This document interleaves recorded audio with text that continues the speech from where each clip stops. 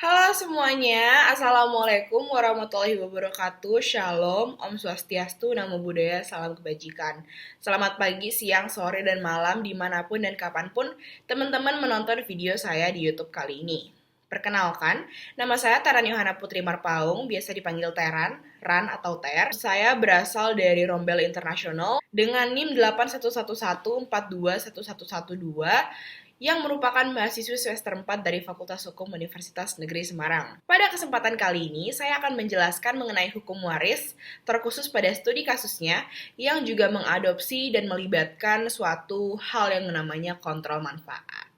Yang pastinya bakal seru dan insightful banget, jadi teman-teman jangan lupa untuk stay tune dan juga menonton video ini. Sebelum memulai, saya akan memberikan reminder bahwasanya saya akan menjelaskan materi hukum waris kali ini dengan metode Zoom meeting. Jadi saya akan share screen PPT yang telah saya buat di Zoom dan kemudian menjelaskannya kepada teman-teman sekalian. Segitu dulu pembukaan dan juga opening dari saya. Kita langsung aja ke video penjelasannya. Check this out. Oke, teman-teman, aku bakal share screen PPT aku dulu supaya lebih memudahkan dalam menjelaskan materi kali ini. Oke, sekarang aku sudah masuk ke dalam share screen dari presentasi yang telah aku buat. Sebelumnya perkenalkan kembali, nama aku Teran Yohana Putri Marpaung, biasanya dipanggil Teran, Ran, dengan NIM 8111421112 yang merupakan mahasiswi semester 4 Fakultas Hukum Universitas Negeri Semarang. Dan aku berasal dari International Class yang biasanya kita panggil dengan IC Class. Pada kesempatan kali ini, aku akan menjelaskan mengenai inheritance law, atau biasanya kita sebut dengan hukum waris, dan aku di sini terkhusus lebih membahas kepada study case-nya. And in this video, I will be speaking in Indonesia, even though I'm an international class student, karena supaya penjelasannya lebih mudah ditangkap dan juga dipahami oleh teman-teman yang menonton video edukasi kali. Jadi kita langsung aja ya ke studi kasusnya. Oke, jadi aku akan menjelaskan dulu kasus posisi yang akan kita pahami dan harus kita ketahui dalam kasus kali ini. Peristiwa utama dalam kasus ini terjadi pada saat Dodit menghembuskan nafas terakhirnya. Semasa hidupnya, Dodit merupakan seorang lelaki buaya. Udah kelihatan banget nih dari mukanya Dodit nih kayak tampan banget nih pas muda gitu kan. Alhasil, pada saat ia meninggal dunia, Dodit meninggalkan satu orang istri dan satu anak dari perkawinan kedua bernama Sondang dan juga Bona. Waduh, kenapa nih Dodit? Kok langsung perkawinan kedua? Karena kan tadi kita dibilang ya kalau dia tuh buaya banget nih, saking dia gantengnya gitu. Saat ditelusuri, ternyata Dodit turut meninggalkan satu anak dari perkawinan pertama bernama Tahe. Duh, kasihan banget ya sih jadi Tahe. Namun perlu diketahui bahwa perkawinan antara Dodit dan Sondang dilakukan tanpa lebih dahulu membuat perjanjian kawin. Jadi, just for a reminder, bahwasanya kalian harus nginget mengenai detail ini di mana perkawinan antara Dodit dan juga Sondang yang merupakan istri keduanya, mereka tidak membuat perjanjian kawin gitu. Di dalam perkawinan mereka, Dodit memiliki harta sebesar 24 juta rupiah, sedangkan Sondang membawa harta sebesar 6 juta rupiah. Harta peninggalan pada saat Dodit meninggal dunia sebesar 60 juta. Pasti teman-teman wondering kan, 24 juta kok tiba-tiba jadi 60 juta? Jadi kita akan ngebahas itu di next slide ya. Jadi pertanyaan yang dipertanyakan oleh kita dalam kasus posisi kali ini adalah berapa sih yang diterima masing-masing oleh ahli waris dari Kelek? Kita akan membahas hal tersebut dalam video kali ini.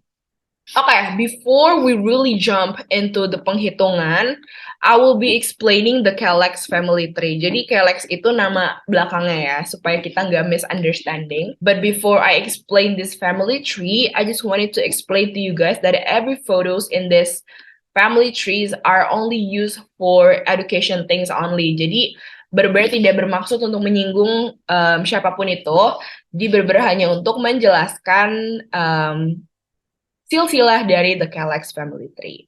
Jadi yang pertama ada Dodit Kelek nih teman-teman, yang sini bisa aku tanda panahin. Dia merupakan ayah dari segala ayah yang ada di family tree ini. Dodit Kelek ini meninggal dunia, makanya di sini kita bikin ada seperti tanda salib, kuburan salib gitu. Walaupun kita nggak tahu nih dia Islam atau Kristen, nggak apa-apa. Yang penting kita bilang aja bahwasanya dia sudah meninggal dunia.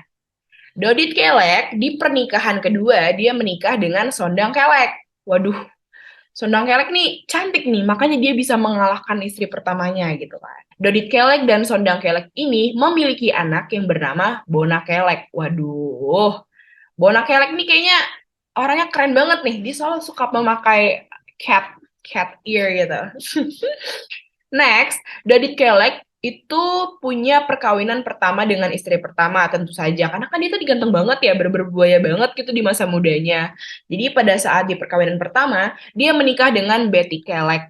Nah ini yang merupakan Betty Kelek atau merupakan istri pertama dari Dodit Kelek. Lalu Betty Kelek dan juga Dodit Kelek memiliki anak yang bernama Tahe Kelek. Jadi ini The Kelek Family Tree. Jadi aku akan rangkum lagi. Dodit Kelek di pernikahan pertama menikah dengan Betty Kelek, memiliki anak bernama Tahe Kelek. Lalu Dodit Kelek juga menikah dengan Sondang Kelek di pernikahan kedua tanpa membuat perjanjian kawin dan memiliki anak bernama Bona Kelek. Dan perlu diketahui bahwasanya Dodit Kelek sudah meninggal dunia. Duh, dipikir-pikir kompleks banget nih ya, the Kellogg's Family Tree Problems. Jadi kita harus ngitungin harta warisannya, tapi nggak apa-apa, kita sama-sama belajar di sini. Sebelumnya, ini ada foto anak-anak baris di lapangan, tapi ini semua bukan tentang baris. Ini semua tentang waris, hukum waris, oke? Jadi sebenarnya I also insert several jokes in this presentation supaya nggak sepaneng-sepaneng banget gitu ya. Jadi sebenarnya aku nggak akan terlalu menggunakan singkatan-singkatan dalam presentasi kali ini. Aku lebih menjabarkan supaya teman-teman juga nggak bingung. Tapi in case kalian pengen mencoba sendiri, sebenarnya bisa banget buat disingkat-singkat. Jadi yang pertama ada HBD, harta bawaan Dodit, HBS, harta bawaan Sondang, HP plus harta peninggalan Dodit, UP untung persatuan, RP rugi persatuan, HCD harta cuma-cuma Dodit, HCS harta cuma-cuma Sondang, HD harta Dodit, HS harta Sondang, HWD plus harta waris peninggalan Dodit, dan yang terakhir AWD plus ahli waris Dodit. Pertama kita harus lihat dulu nih di awal tuh kira-kira nominalnya tuh ada berapa aja dan ada apa aja sih. Yang pertama itu ada harta bawaan Dodit sebesar 24 juta rupiah. Yang kedua kita juga punya harta bawaan Sondang yang sebesar 6 juta rupiah. Dan yang terakhir ada harta peninggalan Dodit 60 juta rupiah. Ini merupakan hal-hal yang tadi di state di kasus posisi di awal slide gitu. Oke, jadi langkah pertama kita harus menghitung dulu nih yang namanya untung persatuan. Apa sih kira-kira, gimana sih kira-kira rumus dari untung persatuan? Untung persatuan itu merupakan harta peninggalan Dodit dikurangi harta bawaan Dodit ditambah harta bawaan Sondang. Jadi kita singkat aja untuk persatuan dengan AUP. Jadi UP sama dengan 60 juta ya tadi harta peninggalan Dodit tuh teman-teman 60 juta. Kemudian dikurangi 24 juta yang merupakan harta bawaan Dodit. Dan yang terakhir ditambah harta bawaan Sondang yang berjumlah 6 juta rupiah. Oke, jadi kan 24 juta tambah 6 juta itu sudah terjumlah 30 juta. Jadi tinggal 60 juta dikurang 30 juta sama dengan 30 juta. Maka untuk persatuan yang kita dapatkan pada kasus posisi kali ini merupakan 30 juta rupiah.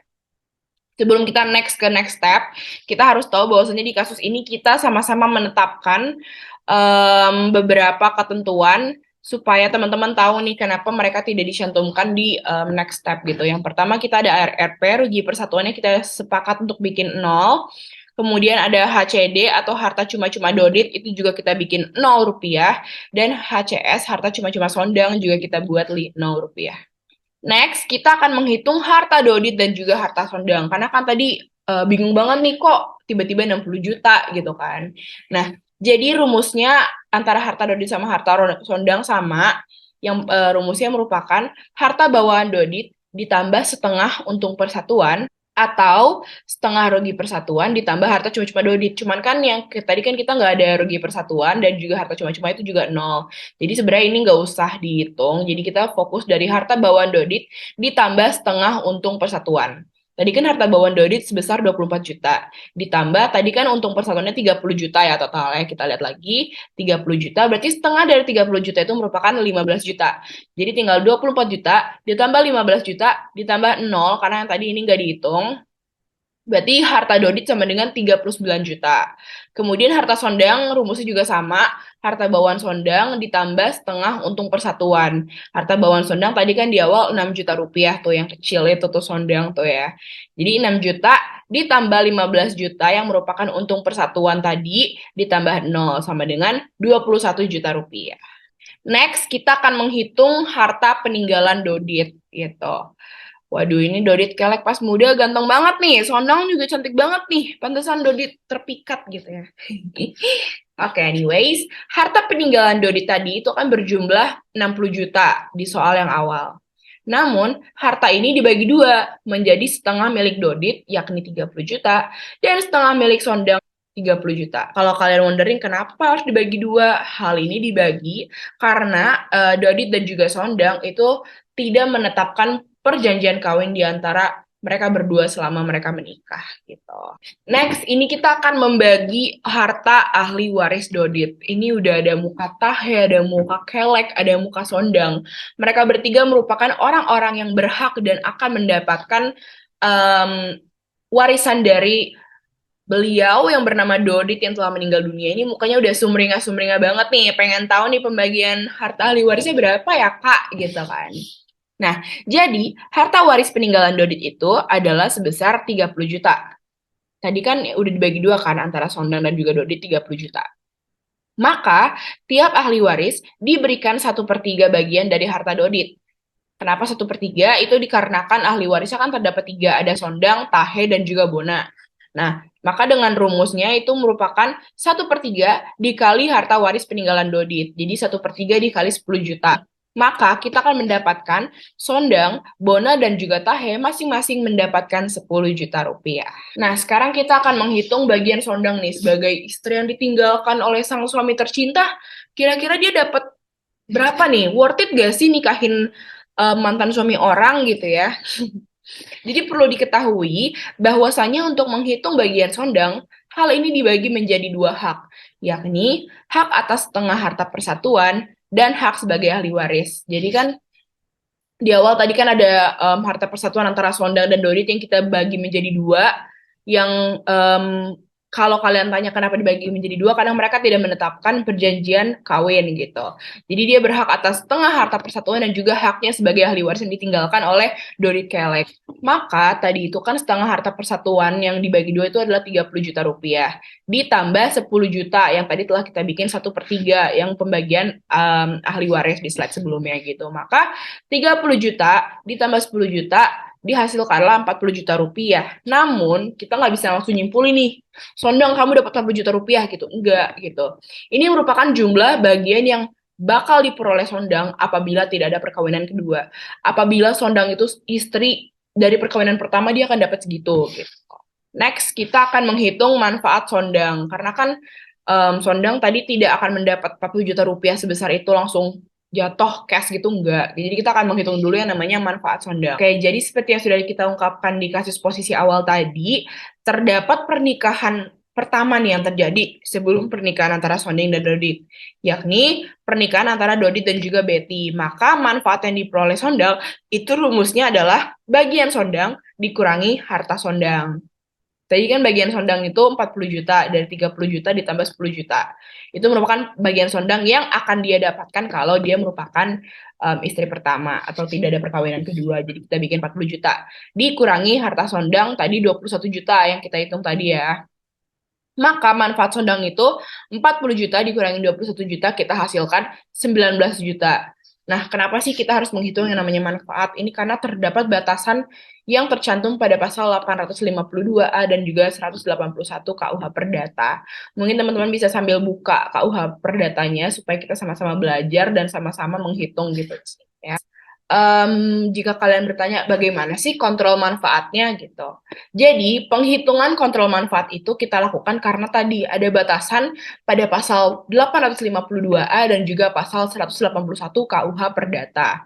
Nah, maka jumlah manfaat yang dapat dinikmati Sondang selaku istri kedua itu sama dengan maksimal 1/4 harta dikali harta warisan Dodit. Jadi maksimal 1/4 harta itu adalah 39 juta.